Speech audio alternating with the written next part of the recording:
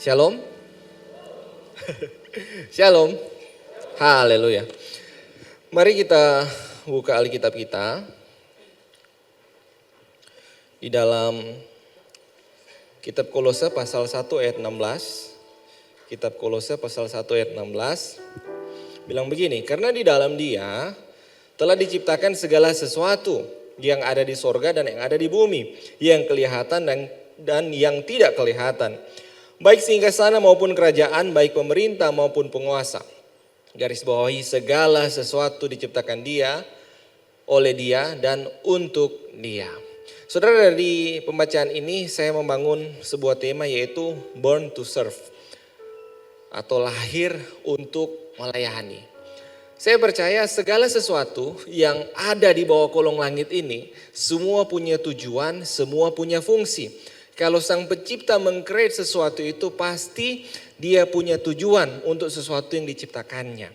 Baru-baru kemarin rilis iPhone 14. Ada yang sudah pakai? Wah, luar biasa. Orang pertama nyinyir, aduh, notesnya terlalu besar, tompelnya terlalu besar. Itu mengganggu sekali. Ketika dia launching, ternyata itu jadi daya tariknya. Dynamic islandnya, ternyata notesnya bisa membesar, mengecil, bisa jadi notifikasi. Orang jadi tertarik. Ternyata ketika dia membuat dynamic island nampak seperti notes yang besar, mungkin orang tidak tahu tujuannya. Orang mengkritik itu, tapi ketika dia tahu tujuannya, dia mengerti, orang puji itu jadi sebuah inovasi. Nah, demikian juga kadangkala dengan kehidupan kita, Bapak Ibu Saudara, teman-teman yang dikasih dalam Tuhan. Ketika Tuhan memilih, menetapkan saya dan teman-teman untuk menjadi pengikut Kristus, untuk percaya kepada Yesus, lahir baru di dalam Dia, maka di dalam kita Tuhan taruh sebuah purpose. Tuhan taruh sebuah tujuan ilahi dalam kehidupan kita. Tuhan rindu bukan hanya dalam menjalani hidup ini kita diberkati. Tuhan rindu bukan hanya kita mengalami Dia dalam mujizat-mujizatnya, tapi Tuhan rindu memakai kita jadi kawan sekerjanya untuk melayani Dia. Amin. Saudara, kita Tuhan ciptakan, kita ada di dunia ini, salah satu reasonnya, salah satu alasannya adalah untuk melayani Tuhan.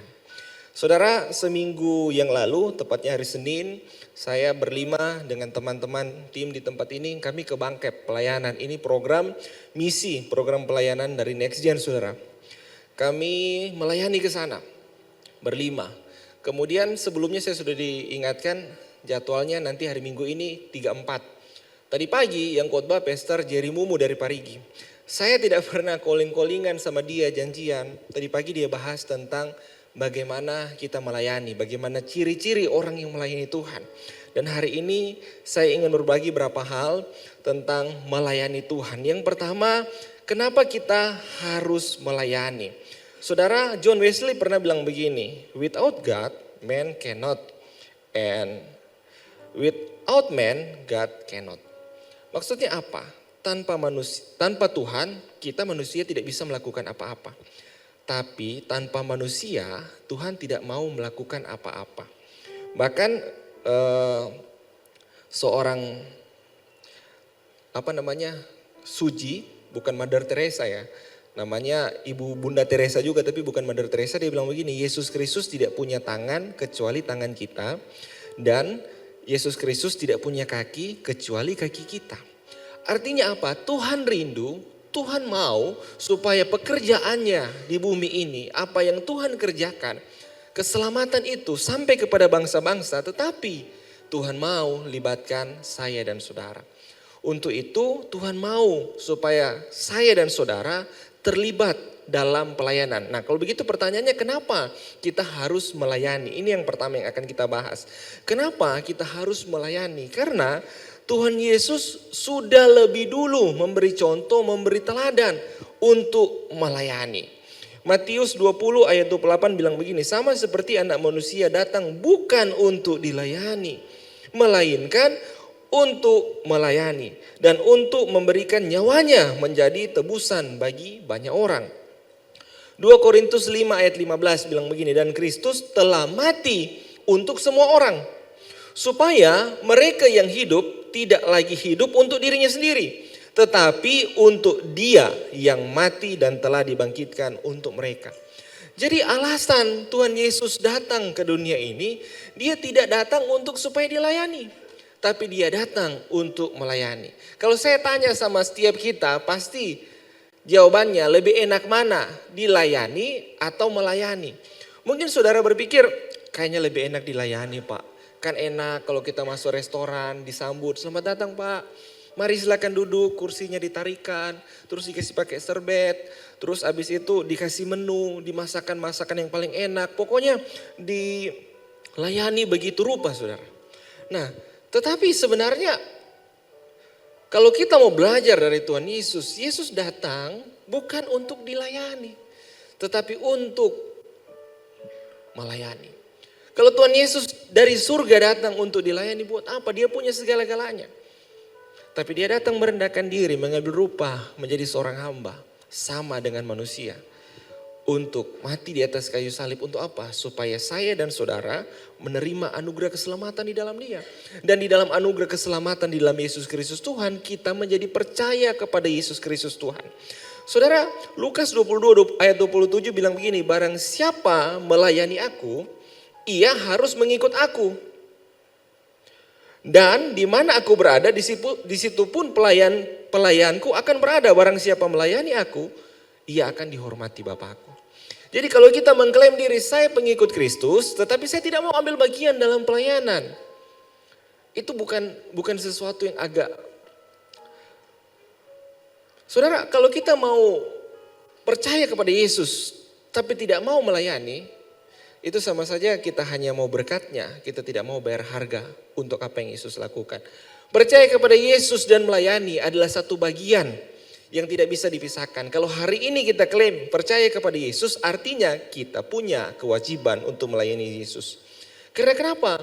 Karena Tuhan Yesus sudah lebih dulu melayani kita, memberikan nyawanya, mati untuk kita, bahkan memberikan anugerah keselamatan yang amat besar, amat baik, amat luar biasa. Saudara, sering kali kalau kita punya masalah, kita punya tantangan dalam kehidupan, mungkin kita sudah pelayanan, atau mungkin kita merasa kita cukup baik sebagai personal, sebagai orang. Terus kita berdoanya begini, Tuhan, bukankah saya sudah rajin ke gereja? Bukankah saya sudah melayani Tuhan? Bukankah saya sudah melakukan ini, itu, bla bla bla. Kemudian kita klaim, harusnya Tuhan tolong dong. Harusnya saya dapat privilege dalam hidup ini dong. Saudara, kalau mungkin kita masih di level ini, mohon maaf saya mau bilang mungkin engkau belum bertumbuh dalam pengenalan akan Tuhan. Karena kalau kita masih berpikir kita melayani supaya kita diberkati, artinya kita belum dewasa dalam Tuhan. Tapi kalau kita sampai pada satu titik, saya diberkati, saya harus melayani Tuhan.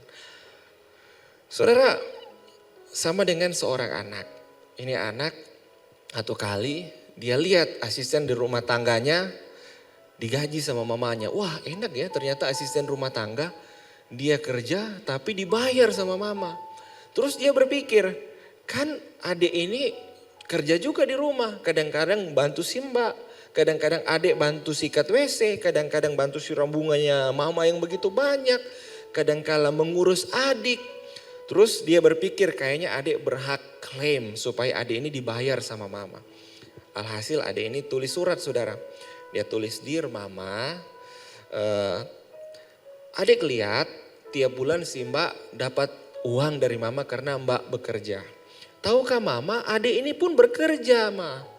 Adik siram bunga, adik jaga adik cuci kamar mandi, lakukan ini, lakukan itu." Alhasil dia list lah untuk setiap pekerjaan, siram bunga 5.000, cuci piring 10.000, sapu halaman 15.000. Jadi dia list, dia kumpul list, kurang lebih terkumpul dengan nilai total sekitar 250.000 saudara. Kemudian dia taruh di bawahnya NB, notabene bayar sekarang. Wah, dia somasi mamanya. Dia taruh itu surat di bawah piring meja makan. Terus dia masuk dalam kamar, dia intip umpan kena atau tidak. Akhirnya mamanya datang, mamanya lihat, ada surat. Ternyata tulisan anaknya, dia baca. Ketika dia baca poin 1, poin kedua, ibu ini meneteskan air mata. Dari dalam kamar, ini adik lihat, wah masuk barang. Akhirnya mama sadar. Dia senang dalam hati, pasti akan dapat uang jajan tambahan. Ternyata saudara, mamanya balik itu kertas. Mamanya juga tulis surat balasan.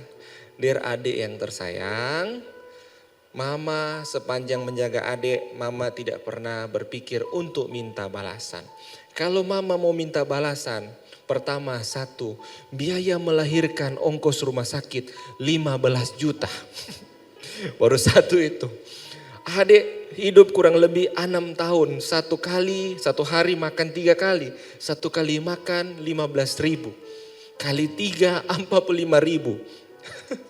Terus popok, pampers, susu, uang pangkal, uang SPP, uang pembangunan. Mamanya list juga saudara.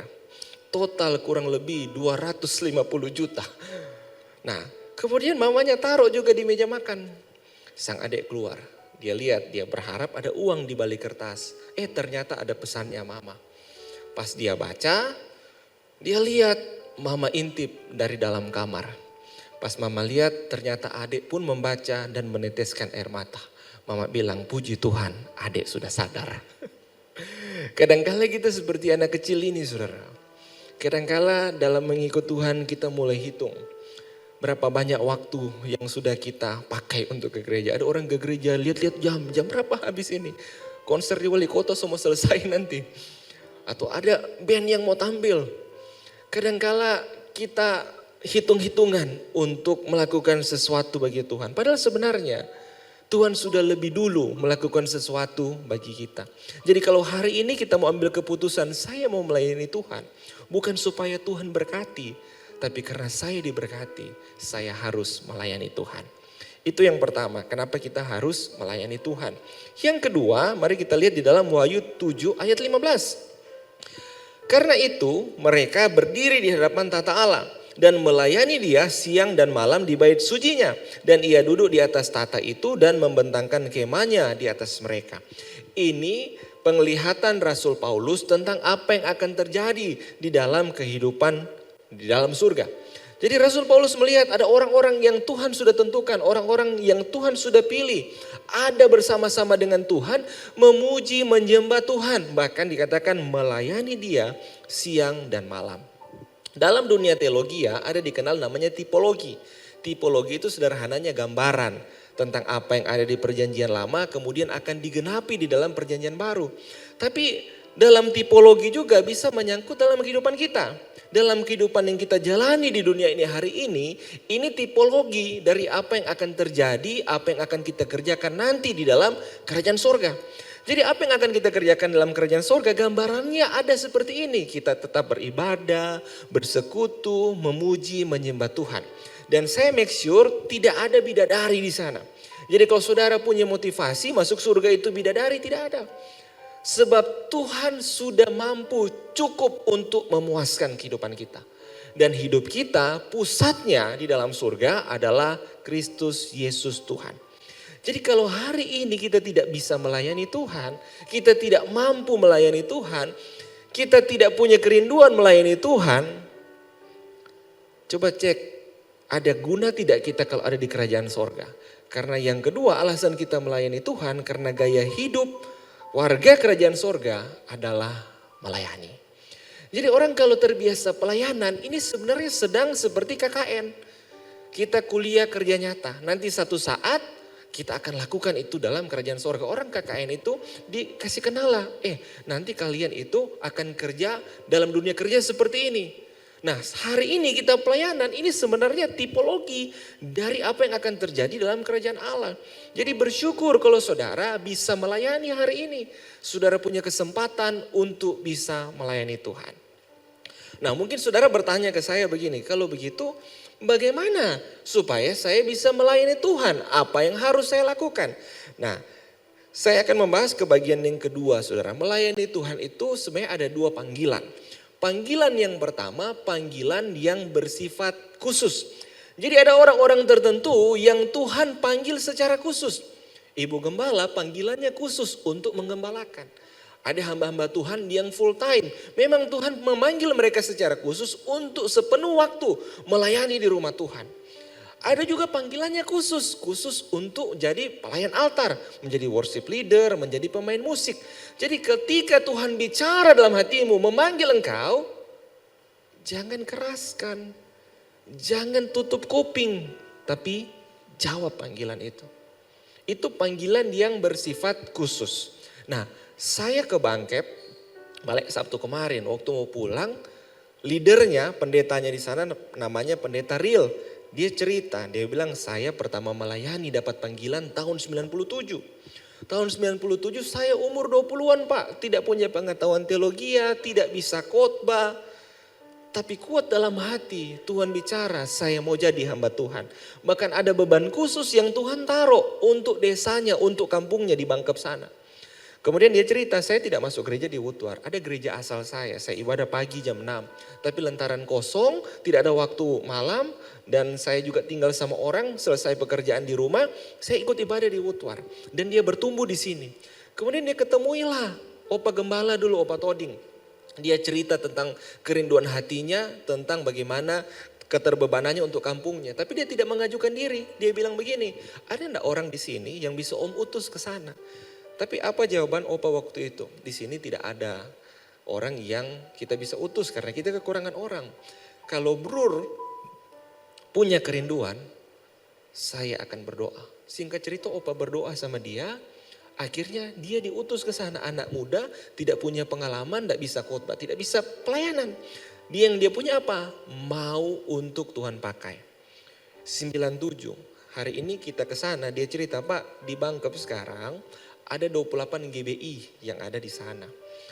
Dan hampir tiap dia dirikan gereja, dia cabut ke desa sebelah, dia kasih pegang orang pelayanan, begitu seterusnya saudara. Waktu kita datang ke sana dia lagi rintis, sudah 3 tahun, komunitas anak muda namanya Gerbang, Generasi Bangkit. Ini interdenominasi, dilatih di Gerbang tentang Alkitab, tentang bekerja, bertani. Nah ini orang-orang punya panggilan khusus. Saya ingat pertama kali saya ada di tempat ini. Saya terima Yesus bukan di gereja, bukan di tempat ini saudara. Saya terima Yesus di bangku SMA. Ketika saya sadar saya butuh Tuhan, saya terima buka hati. Tapi berproses saudara, saya tidak masuk gereja. Saya cuma ingin mengenal Tuhan. Waktu lulus SMA, saya didaftarkan masuk sekolah teologi di STII. Tapi juga daftar di Fakultas Hukum. Niat saya ikut sekolah teologi tidak jadi hamba Tuhan, tidak jadi pendeta. Karena saya baru bertobat, saya ingin kenal Tuhan. Dibawalah saya di tempat ini dengan paksa. Bukan diseret saudara, artinya saya dibilang temani pergi gereja tapi pas di mobil dipaksa suruh turun. Saya tidak suka gereja karismatik. Tapi entah berapa minggu bertahan di dalam mobil, apa salahnya duduk di dalam. Toh katanya gerejanya pakai AC, ternyata nyaman sekali. Saya duduk di tempat paling atas sana. Dan di sini saya bertumbuh mengasihi Tuhan. Dan sampai pada satu titik saya punya kerinduan, saya mau melayani. Saya mau melayani. Tetapi mungkin sama seperti teman-teman di dalam hati, bagaimana saya mau melayani? Apa yang harus saya lakukan? Saya dikenalkan sama Kak Sewang waktu itu sebagai leader di tempat ini. Dia bilang, ayo kalau mau pelayanan banyak bisa kamu lakukan. Saya lihat kayaknya saya bisa apa? Ditanya, kamu bisa main musik? Tidak bisa. Bisa menyanyi? Tidak tahu. Mungkin Kak Sewang mau tanya begini, terus apa dan yang Anda bisa? Akhirnya saudara, saya melayani, dikasih saya pelayanan atur kabel. Jadi tiap orang latihan, sebelum latihan saya harus ada di sini, saya atur kabelnya. Kasih rapi, mic singer, saya lap mic-nya. Lama-lama waktu itu leader musik lihat, akhirnya saya dilatih untuk pegang soundman. Pegang soundman, ada orang dalam saudara, saya berhasil jadi singers, karena waktu itu kurang. Tapi namanya bukan bakat, bukan talent. Jadi enggak bisa kan dari singer saya mau naik WL karena memang bukan talentnya saudara. Bahkan saya insecure waktu itu, saya mau pelayanan apa? Saya tidak punya talent, tapi saya punya kerinduan. Karena saya sekolah teologi leadernya saya waktu itu Pak Sewang, dia ajak saya fokus. Terus saya bilang begini, Joy minggu depan kamu yang khotbah ya. Wah, saya antara malu dengan berani, saya iakan. Suatu minggu saya bikin bahan saudara. 3 lembar kertas saya catat, bahan khotbahnya cuma 1 lembar. Catatan khotbahnya saya 3 lembar. Jadi saya baru masuk sekolah teologi belum lama ini, baru berapa bulan. Baru tahu apa itu lahir baru, baru tahu Yesus Kristus sebagai Tuhan, baru tahu itu Roh Kudus. Dikasih khotbah di FA, ada bahannya, tinggal ditambah. Jadi kalau hitung-hitung 3 lembar, 1 lembar ini 20 menit, boleh 1 jam. Tapi tidak sampai 5 menit saya khotbah di FA. Tidak bisa bicara. Saudara, saya malu sekali. Tapi di FA itu ada hamba Tuhan senior, opanya Opnel, opa James Liwando almarhum. Terus dia tepuk saya punya pundak. Satu saat kamu Tuhan pakai jadi pengkhotbah. Wah, saya amini. Apa yang saya lakukan? Saya belajar. Saya datang, saya catat khotbah. Saya nonton, saya catat khotbah. Berulang-ulang saya lakukan. Sampai di rumah saya baca seperti saya khotbah. Saya sebenarnya orang yang pemalu, tidak bisa bicara saudara, bahkan cenderung gagap. Saya lakukan itu. Sampai satu titik saya melayani Tuhan, saya tidak khotbah saudara. Dipercayakan jadi pengurus remaja, jadi ketua remaja. Dan satu kali saya ingat, pertama kali saya khotbah di tempat ini, saya khotbah di 2 puasa. Itu kesempatan saya pertama saudara, dan sampai hari ini saya tetap melayani Tuhan. Dan tetap terus belajar untuk jadi pengkhotbah. Nah, kalau hari ini saudara dapat panggilan khusus sama Tuhan, tidak perlu engkau jawab begini, Tuhan tapi saya bisa apa? Apa yang harus saya lakukan? Saya tidak bisa, saya tidak tahu ini itu. Cukup engkau jawab, ya Tuhan saya mau. Ketika panggilan Tuhan itu datang, cukup jawab, ya Tuhan saya mau. Ketika engkau mau, Tuhan akan perlengkapi, Tuhan akan urapi, Tuhan akan pakai jadi alat kemuliaannya. Ada amin? Saudara rindu melayani Tuhan? Daftar. Gereja ini punya banyak sarana pelayanan. Jadi jangan berkata begini, saya tidak bisa Pak. Bisa. Mau aja dulu. Kalau saudara mau hanya bisa senyum, saudara bisa jadi volunteer, bisa jadi aser, bisa pelayanan sekolah minggu, pelayanan remaja, WBI, The Kings, tetap ada sarana pelayanannya. Itu yang pertama. Yang kedua, kalau kita tidak punya panggilan secara khusus, pelayanan juga bukan berarti hanya sebatas mimbar, hanya sebatas di dalam gereja. Karena saya percaya segala sesuatu yang kita perbuatlah itu seperti untuk Tuhan. Artinya profesi kita, pekerjaan kita itu adalah sebuah ministry, sebuah pelayanan kita kepada Tuhan. Yang kedua, bagaimana kita melayani Tuhan dalam profesi kita? Layanilah Tuhan dengan profesionalitas. Mari kita lihat di dalam pembacaan kita. Di dalam Efesus 6 ayat 5 dan 7 bilang begini, hai hamba-hamba, taatilah Tuhanmu yang ada di dunia dengan takut dan gentar dan dengan tulus hati sama seperti kamu taat kepada Kristus. Jangan hanya di depan mereka saja untuk menyenangkan hati orang, tetapi sebagai hamba-hamba Kristus dengan segenap hati melakukan kehendak Allah dan dengan rela menjalankan pelayanannya seperti untuk orang-orang melayani Tuhan, bukan manusia.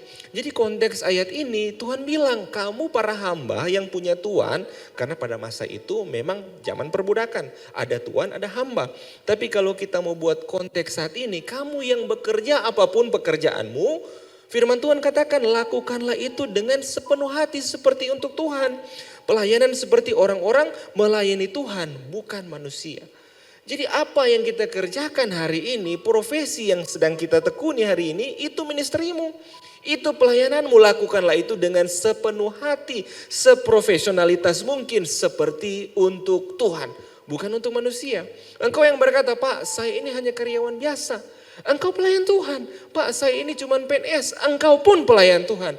Pak saya hanya seorang guru, engkau pelayan Tuhan. Pak saya hanya asisten rumah tangga, engkau pelayan Tuhan. Pak saya hanya ibu rumah tangga biasa, engkau pun pelayan Tuhan. Kak saya mahasiswa, hei kamu pelayan Tuhan. Saya pelajar, kamu pun pelayan Tuhan. Apapun yang kita kerjakan, lakukan itu seperti untuk Tuhan. Kalau saya mahasiswa, IPK saya harus mempermuliakan Tuhan. Attitude saya harus mempermuliakan Tuhan. Semua kampus setahu saya ada komunitasnya, ada persekutuannya. Di Fakultas Hukum namanya Pomkris. Gabung di situ. Dalam setiap kantor biasa ada komunitasnya, ada ibadah-ibadah kantornya. Ambil bagian di situ. Profesimu adalah ministerimu. Kalau Tuhan percayakan pekerjaan sama kamu, artinya itu sebuah pelayanan untuk pekerjaanmu supaya memuliakan nama Tuhan. Engkau dokter, jadi dokter yang mempermuliakan Tuhan. Engkau polisi, jadi polisi yang mempermuliakan nama Tuhan. Jangan main tembak-tembakan sembarang. Saudara, pekerjaan adalah ministry kita. Kalau hari ini saudara bekerja, saudara punya jabatan, itu pun sarana untuk melayani Tuhan. Yang kedua apa saudara? Kalau kita melayani dengan profesionalitas artinya kasih yang terbaik. Yang kedua kita layani Tuhan dengan segala fasilitas yang kita punya. Nah saudara, Tuhan pakai kita bukan karena kita punya. Tapi karena memang Tuhan mau memakai, memilih, menetapkan kita. Soal kita mampu, kita bisa atau tidak, itu urusannya Tuhan. Saudara lihat di dalam Lukas 8 ayat 1 sampai 3. Lukas 5 ayat 1 sampai 3. Lukas 5 ayat 1 sampai 3. Pada satu kali Yesus berdiri di pantai Danau Genesaret, sedang orang banyak menggerumuni dia hendak mendengarkan firman Allah. Ia melihat dua perahu di tepi pantai. Nelayan-nelayannya telah turun dan sedang membasuh jalannya. Ia naik ke salah satu perahu itu, yaitu perahu Simon, dan menyuruh dia supaya menolak perahunya sedikit jauh ke pantai. Lalu ia duduk mengajar banyak orang dari atas perahu. Yesus mau khotbah, orang banyak sudah tunggu. Orang tidak bisa lihat Yesus, tidak ada tempat yang tinggi. Apa yang Yesus lakukan? Dia lihat di situ ada dua perahu. Salah satu di antaranya perahu Simon. Terus dia panggil Simon, tolak perahumu agak ke tengah, saya mau mengajar. Jadi Yesus mengajar di tengah danau saudara, ke kerumunan banyak orang. Jadi apa yang Simon Petrus punya waktu itu? Dia hanya punya perahu. Fasilitas yang dia punya perahu. Tapi dia kasih pakai untuk Tuhan jadi sarana untuk jadi berkat untuk banyak orang. Jadi hari ini engkau tidak usah bilang begini, saya tidak punya sesuatu. Dia punya, mereka punya. Tidak usah banding-bandingkan kehidupan kita dengan orang lain. Ojo dibanding-banding ke saudara. Tapi Tuhan bisa pakai dengan apa yang ada sama kamu. Hari ini engkau punya perahu, pakai itu untuk permuliakan nama Tuhan. Saya punya senior Pak Sewang. Dia dapat visi berapa tahun lalu. Mau kasih naik rumahnya. Bukan gagah-gagahan. Tapi dia bilang dia rindu. Kalau ada hamba Tuhan dari luar kota, dari desa. Bisa tinggal di rumahnya. Tempat yang bagus, tempat yang layak. Tuhan wujudkan saudara. Rumahnya jadi. Saya termotivasi. Saya juga baru bangun rumah saudara. Tidak sebesar Pak Sewang. Tapi kita berdoa, kita bilang kalau kita bangun rumah paling tidak ada satu kamar kosong. Untuk tamu hamba Tuhan. Puji Tuhan jadi, cuma belum ada yang tinggal saudara. Tapi paling tidak niatnya sudah ada. Jadi kalau saudara punya sesuatu, saudara bisa pakai jadi fasilitas, pergunakan itu. Saudara mungkin berkata, Kak saya cuma punya kamar kos, tapi di situ bisa buat teh dan kopi lah. Saya mau buka untuk ibadah fokus, ibadah FA. Silahkan buka, kasih tahu ke saya, kasih tahu ke pengurus gereja di tempat ini. Kita carikan, kita buatkan fokus untuk orang bisa bersekutu di tempatmu. Jadi dengan apa yang ada sama kita bisa pakai itu untuk jadi sarana mempermuliakan nama Tuhan. Salah satunya harta benda, uang. Nah kalau teman-teman lihat di dalam Injil Lukas 8 ayat 1 sampai 3 bilang begini, tidak lama sesudah itu Yesus berjalan berkeliling dari kota ke kota, dari desa ke desa memberitakan Injil Kerajaan Allah. Ke-12 muridnya bersama-sama dengan dia juga beberapa orang perempuan yang telah disembuhkan dari roh jahat atau berbagai penyakit, yaitu Maria yang disebut Magdalena yang telah dibebaskan dari 7 roh jahat, serta istri Kusa, Yohana istri Kusa. Jadi ada Yohana, bendahara Herodes. Kemudian Susana dan banyak perempuan lain. Perempuan-perempuan itu melayani rombongan itu dengan kekayaan mereka. Jadi waktu itu 12 murid, bukan hanya itu murid-murid Yesus. Ada perempuan-perempuan yang mengikuti Yesus dari desa ke desa, kota ke kota. Tugasnya apa saudara? Mereka mempersiapkan dana untuk menyokong pelayanan Yesus Kristus Tuhan. Jadi seksi dana itu dari zaman Tuhan Yesus sudah ada. Perempuan-perempuan ini tidak bisa khotbah. Kenapa? Karena memang budayanya tidak bisa. Yang untuk jadi imam, untuk bisa berkhotbah itu harus laki-laki, budaya orang Yahudi pada saat itu. Jadi perempuan kaum yang agak terpinggirkan pada waktu itu. Mereka tidak bisa jadi saksi di pengadilan karena dianggap tidak cakap. Nah saudara, perempuan orang yang terbatas, tapi mereka tidak hanya terkurung dalam keterbatasan mereka. Mereka cari cara bagaimana supaya terlibat dalam pelayanan. Mereka pakai harta benda, uang yang mereka punya untuk menyokong pelayanan Yesus. Saudara, kami ke Bangkep kemarin, ini sudah dipersiapkan dananya. Karena ini dana dari donasi saudara, dari sumbangan saudara, dari taburan saudara. Tiap minggu ketiga itu taburan untuk misi. Jadi kita sudah spend plot untuk pelayanan ke Bangkep. Tapi kan pas-pasan saudara, kita tidak bisa berkati banyak. Sampai sana, Bapak itu bilang begini pendetanya, kami ini ada buka lahan, orang kasih. Terus kita mau tanami, tapi ini masih hutan lebat. Kalau kita mau pakai kapak, pakai parang itu susah. Jadi harus sewa sensor untuk tebang supaya bisa buka lahan. Terus apalagi? Nah untuk kebutuhan hari-hari di sini ada utusan Injil, ada anak-anak yang juga jadikan rumah ini sebagai rumah singgah. Ya kurang lebih seperti itu. Nah saudara tanpa sepengetahuan saya, istri saya foto. Terus kirim posting foto pelayanan kita. Setelah saya pelayanan ada orang telepon saudara. Dia bilang, Jo kamu lagi di Bangkep ya? Oh iya saya lagi di Bangkep pelayanan sama istri sama tim. Itu di sana bagaimana sih? Dalam hati saya kepo sekali mungkin orang ini. Dia tanya segala macam saudara. Sampai pada kesimpulan dia bilang begini. Saya Tuhan gerakan mau berkati pelayanan di sana. Saya mau berkati. Kamu lihat ya apa yang menjadi kebutuhan mereka. Kasih tahu ke saya support. Saudara dia kirim. Saya teruskan itu ke pendetanya yang di sana. Nah saudara dia tidak ke Bangkep. Dia ada nun jauh di sana. Tapi dia bisa membantu orang-orang yang membutuhkan dalam pekerjaan Tuhan.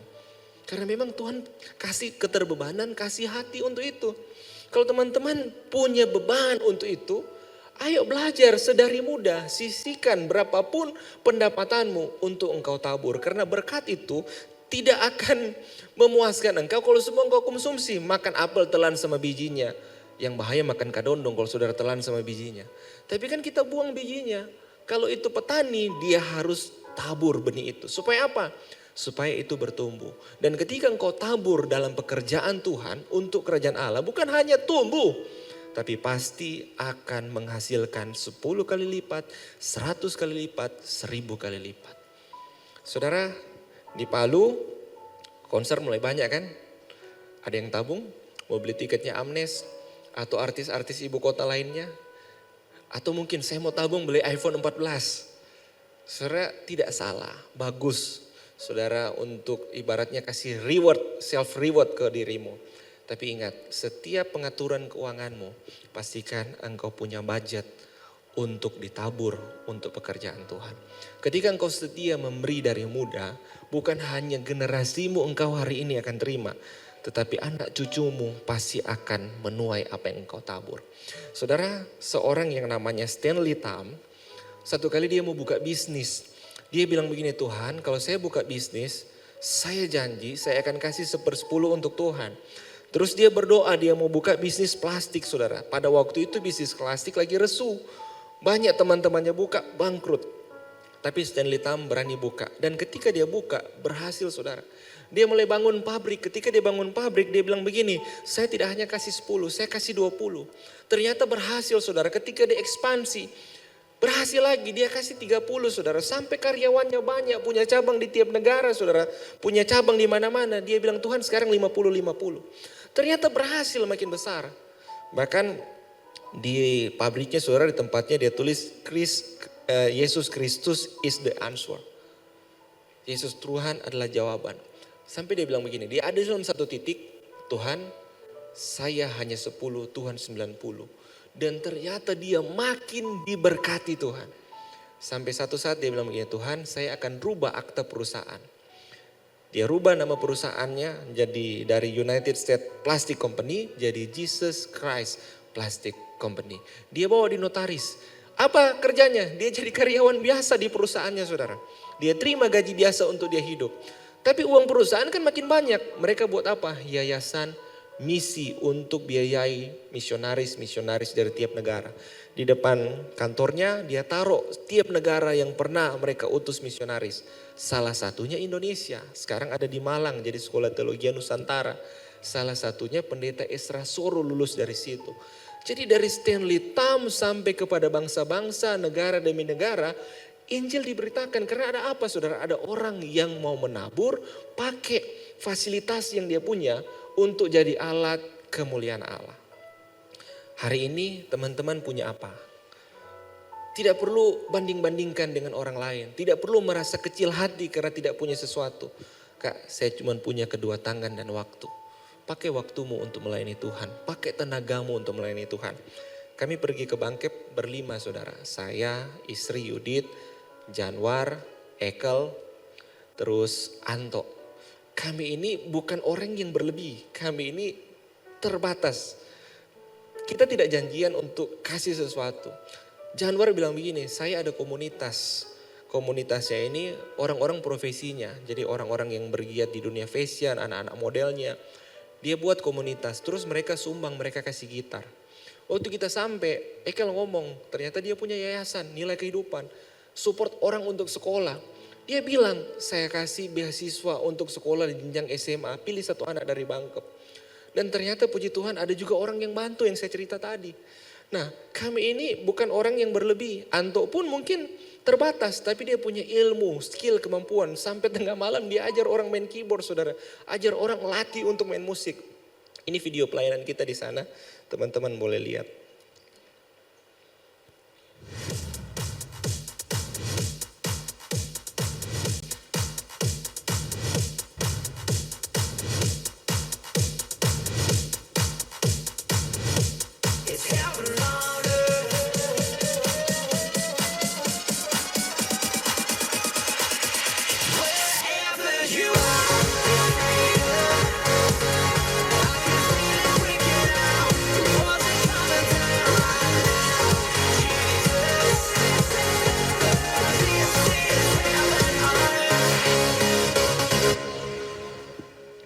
Saudara, mereka orang-orang yang terbatas, listrik di sana, hidupnya itu nanti jam 6 sore baru hidup.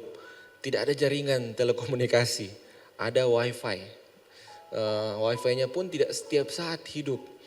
Terus mereka tahun lalu bermohon supaya kita bisa datang, latih mereka untuk jadi musik dalam pujian penyembahan, buat workshop, kembangkan pelayanan orang mudanya. Kami sanggupi, kami datang. Bukan berarti kami lebih, bukan berarti kami punya banyak. Tapi kami cuman mengiyakan panggilan Tuhan. Kalau hari ini teman-teman Tuhan bicara dalam hatimu, engkau harus melayani Tuhan, tangkap panggilan itu. Jawab, ya Tuhan, saya mau. Bukan persoalan apa yang kita punya, apa yang bisa kita lakukan. Tetapi mau ndak Tuhan pakai jadi kawan sekerja Allah. Mau ndak Tuhan pakai jadi tangan Tuhan supaya orang diberkati melalui saudara. Mau ndak jadi kakinya Tuhan supaya tempat yang saudara tuju di situ ada firman Tuhan, ada kebenaran, ada Injil diberitakan. Saya berdoa setiap teman-teman orang muda, jemaat ibadah raya 4 ini, Tuhan pakai melayani Tuhan, apapun profesimu, apapun pekerjaanmu. Saudara, kita melayani Tuhan bukan supaya kita diberkati, karena kita diberkati, kita melayani Tuhan. Dan saya percaya ketika kita melayani Tuhan hari ini, ketika kita serius sungguh-sungguh dengan Tuhan, berkat Tuhan, penyertaan Tuhan, kasih setia Tuhan, Tuhan curahkan dalam kehidupan kita. Ada amin, kasih kemuliaan untuk Tuhan.